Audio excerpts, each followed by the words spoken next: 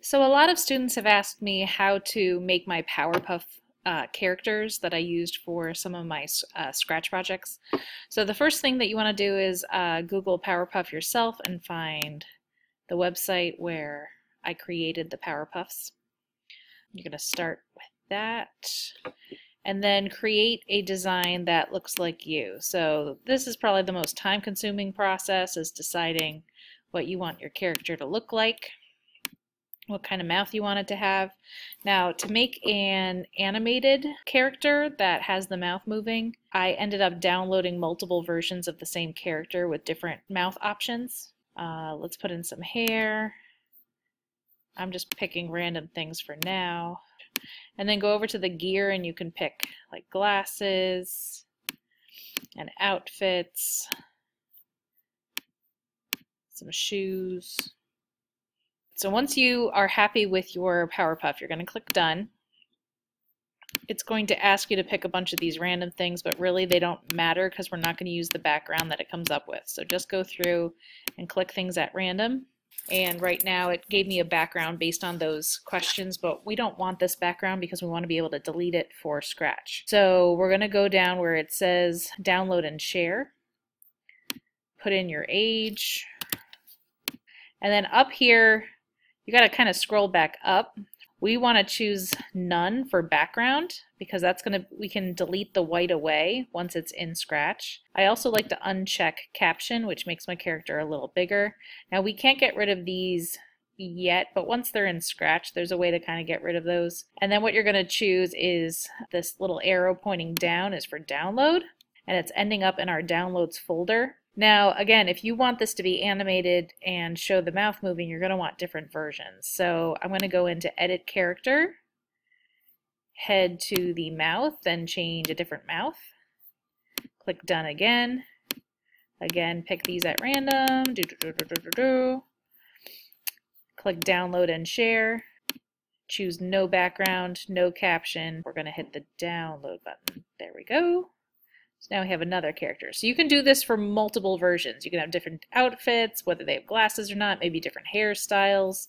And then once you're happy with the number of options you have in your downloads file, jump over to your Scratch project. What I would do is start with a very blank project, get your sprites all entered, and then make a copy of it for what you actually want to program. That way you kind of have a template to copy from each time. So I'm going to get rid of the Scratch cat. All right, now I'm going to hover over Choose a Sprite. I'm going to click Upload Sprite, go to my Downloads folder, and pick one of the costumes and click Open. Now I'm going to go to the Costumes tab in the upper left, and I want to add my other designs as different costumes. So I'm going to choose Upload Costume and pick the other one. All right, so now I've got Closed Mouth, Open Mouth. And again, you can do more. Now to get rid of this background and whatnot, you're going to choose the paint bucket, and where it says fill, I'm going to choose the red slash to get rid of the paint. And then I'm going to click on the white and see now the white is gone. If you want to get rid of these thumbnails, go to the select tool and then click and drag a rectangle around that whole area you want to get rid of. Let go, and then press delete, and then do the same thing over here. Okay, so I'm going to show that one more time. I'm going to click on this one, click on my fill bucket, make sure that it's the red slash, click the white background, go to my select tool, click and drag a rectangle around what I want to get rid of, click and drag here, etc. Now, if you want to do slightly different versions based on this and do things that were not available in the Powerpuff website, you can right-click on your costume, choose Duplicate, and then do slight edits in here using Scratch. So like if you wanted to change the color of the outfit, or if you want to delete the mouth and draw your own mouth, what you can do is zoom in here.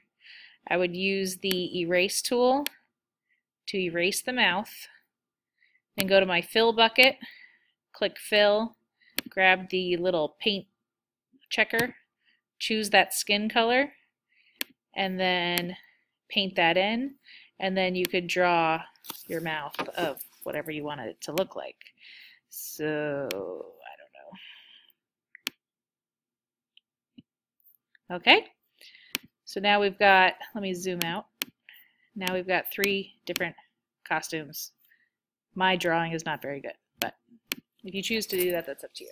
You can do that with multiple characters, so if you want different characters, follow that same procedure, but over here, so you have a different sprite for each character. And then when you're programming them, you're going to be using the looks codes, so switch costume to one of them. And oh, the other thing you might want to do to make it easier for your programming is right here where the title is, describe what it is. So this one's a smile, this one's open mouth, this one is feeling queasy, I don't know. So then when you're coding, it makes it easier to know which one to choose from. So start off with a smile, then maybe wait a second, and then switch costume to an open mouth or things like that. Now if you want it to look like it's talking, one thing that you could do is if you're saying hello, before you say hello, use an event block called broadcast, and you could broadcast this as, you know, saying hello. Or actually, let's call it talk. New message, talk. All right, so anytime you say something, broadcast talk, and then over here when I receive message talk, right clicking on this, duplicate, and make this smile. Actually, let's get rid of this. So it's going to, let's put that down there. All right, so it's going to open the mouth, close the mouth, and if we put this in a repeat loop, let's say do that 2 times. Let's wait 2 seconds. Green flag. There we go. Okay, let's say something else. I'm going to right click on this and say duplicate. And now let's say something else. My name is Kate.